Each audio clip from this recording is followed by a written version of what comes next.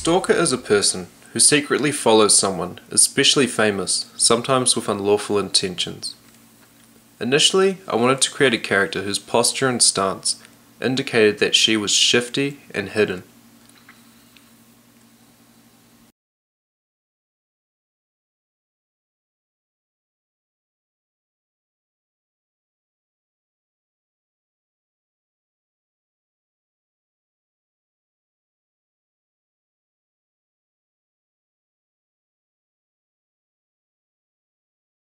I try to make her face seem as though she's scowling, to show that she means serious business.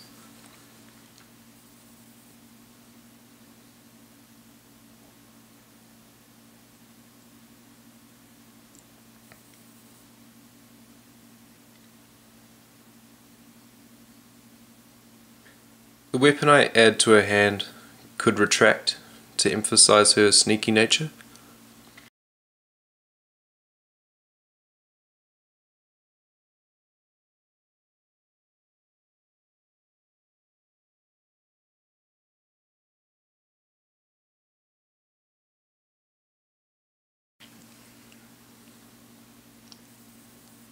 I add a few shapes to her right shoulder to suggest she's constructed her own armor.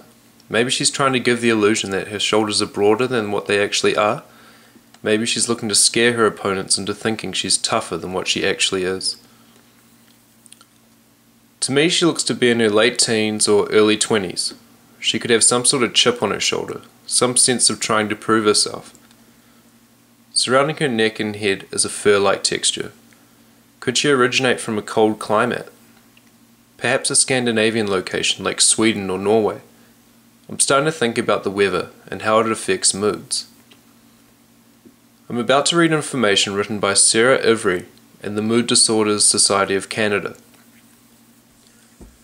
Seasonal affective disorder is a mood disorder where people who have a normal mental health throughout most of the year experience depressive symptoms in the winter or less frequently in the summer.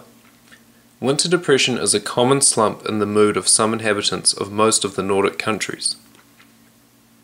Most people with seasonal affective disorder experience major depressive disorder, but as many as 20% may have or may go on to develop a bipolar disorder, a manic depressive disorder.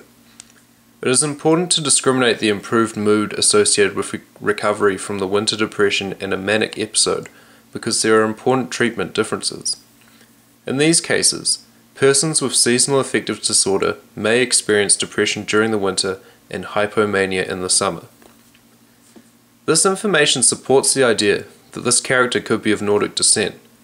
However, having inquired about seasonal mood disorders, I discover that depression is a dominant feature.